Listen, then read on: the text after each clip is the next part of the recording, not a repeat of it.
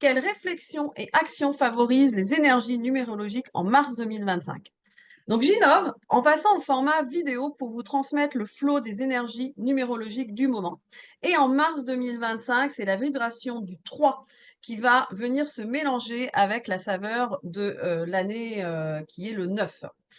De ce fait-là, il va y avoir 3 axes que je souhaite vous partager, tout en rappelant que justement le mois de mars, c'est aussi le mois qui nous amène vers le printemps, donc vers un changement de saison et qui correspond au nouvel an astrologique. Donc c'est complètement en phase avec le schéma en fait que nous propose l'année 9 qui correspond à un premier trimestre plus dans la réflexion et un deuxième, troisième trimestre, on va être plus dans l'action pour justement expérimenter et mettre en œuvre les décisions, les choix que nous allons prendre dans le cadre de ce bilan des 8 dernières années. Quels sont donc ces 3 points que j'ai envie de vous partager? Le premier point, on va être donc tout simplement le 3 nous invite à échanger, à créer du lien en allant au contact des autres.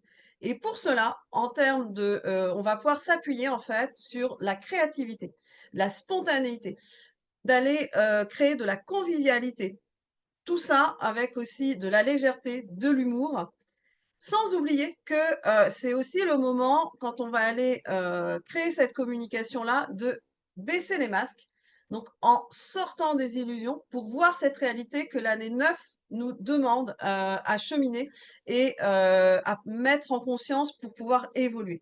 Par rapport à ça, je vais avoir donc 2 questions, que je vous propose pour ouvrir la réflexion. La première, comment je peux en mars intégrer de la légèreté et ou de la créativité dans ma communication? La deuxième question, qu'est-ce qui a besoin d'être exprimé afin d'être aligné avec qui j'ai envie d'être? Et comme la réflexion, c'est une étape qui est essentielle et qu'il est, pour que ça soit complet, important d'y ajouter une action, je vous suggère une possibilité d'activité à faire. C'est pourquoi pas organiser un événement convivial entouré des personnes où vous allez pouvoir être en authenticité en plus de vous amuser. C'était donc le premier point. Je vais vous parler du deuxième point. L'énergie du 3 nous invite à aller visiter la relation que l'on a avec nos enfants, nos amis, également dans tout ce qui touche nos frères et sœurs par rapport à la fratrie, puisque en fait, justement, cette énergie 2025 du 9 est là pour nous aider, pour pouvoir aller aussi à la rencontre vraiment de notre enfant intérieur, tant sur les blessures éventuelles qu'on a pu avoir, mais aussi le côté innocent de cet enfant qui croit en ses rêves et écoute ses envies.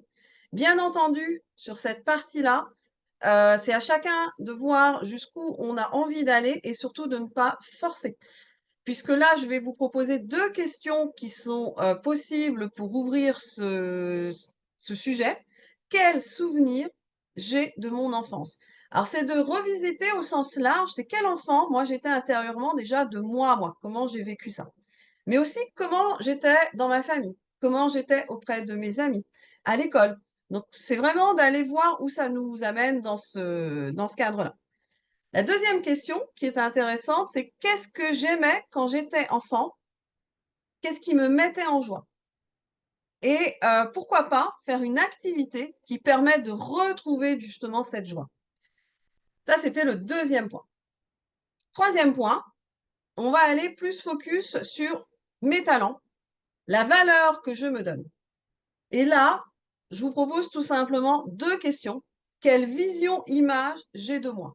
Pour cela, vous pouvez observer comment vous vous parlez. Comment vous parlez de vous pour mettre en conscience quand, il peut y avoir un certain jugement et surtout un jugement négatif et ensuite s'autoriser à le transformer. La deuxième question qui est intéressante, c'est quels sont mes talents innés?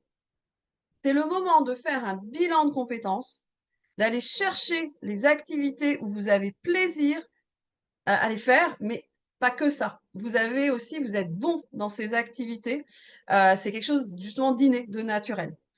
Et en termes d'activité, pour vous aider dans cette exploration, pourquoi pas demander à vos proches de confiance quels sont les talents que eux peuvent voir en vous.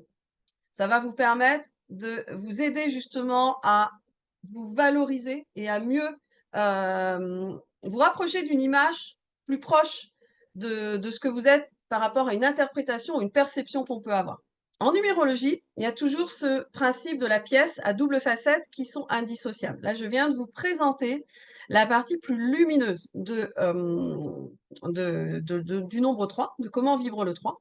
Et donc, me paraît logique et complet de vous parler aussi de sa phase plus sombre et donc de vous évoquer 3 points de vigilance sur ce mois de mars qui concernent tout simplement ce côté superficiel, ce côté trop spontané, trop léger qui fait qu'on peut avoir de l'impatience, qu'on peut s'éparpiller.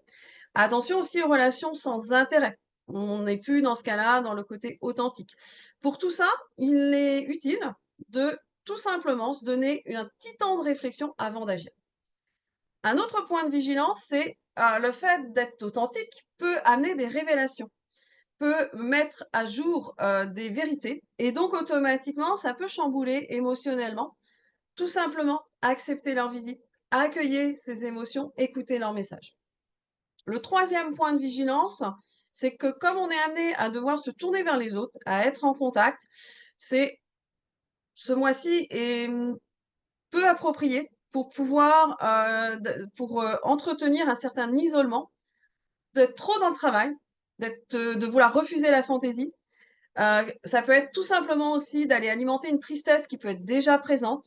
Et là, vraiment, la préconisation, appuyez-vous sur des personnes de confiance pour vous aider à aller chercher cette joie et à switcher. Restez pas dans cet isolement. Pour résumer, le mois de mars, c'est un mois pour se reconnecter à la pétillance et à la joie de son âme d'enfant. Regardez comment un enfant vit. C'est exactement ça qu'on est demandé, sur lequel on est invité à incarner. Et notre âme à nous, d'enfants, quand on était enfant, de se reconnecter là-dessus. Ce qui va permettre d'accueillir l'éclosion de nos idées, de nos projets, pour créer la vie que l'on désire. Et pourquoi pas croire en la chance et s'ouvrir aux opportunités de la vie qui peuvent être présentes lors de ce mois de mars. Pour finir cet échange, j'ai fait appel en fait à l'oracle du pouvoir créateur, voilà, pour un dernier message. Donc je vais vous lire, je l'ai tiré juste avant. Et en fait, on est sûr, aujourd'hui, je prends plaisir à me laisser vivre dans la richesse de l'instant présent. Donc je vais vous la montrer si ça arrive à bien s'ajuster. Sinon, elle sera de toute façon soit en commentaire, soit à proximité de la vidéo pour que vous puissiez vous imprégner de l'image. Parce que donc, voilà, je n'arrive pas à voir mieux que ça. Non. Le numéro qui est dessus, c'est le numéro 23. Donc, c'est intéressant. Donc, on a cette notion du 2, de prendre soin de soi, cette notion de s'écouter pour justement se connecter à ce plaisir, à cette joie et un petit peu reconnecter à une sensation de liberté, de vivre l'instant présent, je dirais, dans ce cadre-là. Petit complément pour ceux qui souhaitent. Ce partage vous intéresse, vous avez la possibilité de le recevoir chaque mois en avant-première par mail. Je vous invite pour ça à vous abonner à ma liste de diffusion. Vous aurez le lien en description. Également, ces informations sont disponibles sur mon site internet dans la partie actualité numérologique. Donc, vous y retrouverez aussi la vidéo de l'année 2025 avec quels sont les messages de cette vibration 9. Donc, voilà, si vous avez envie de développer, vous pouvez aller aussi la consulter. Avant de vous laisser, je vous rappelle une chose, la clé du bonheur, elle est déjà en vous. Ensemble, allons mettre la lumière dessus.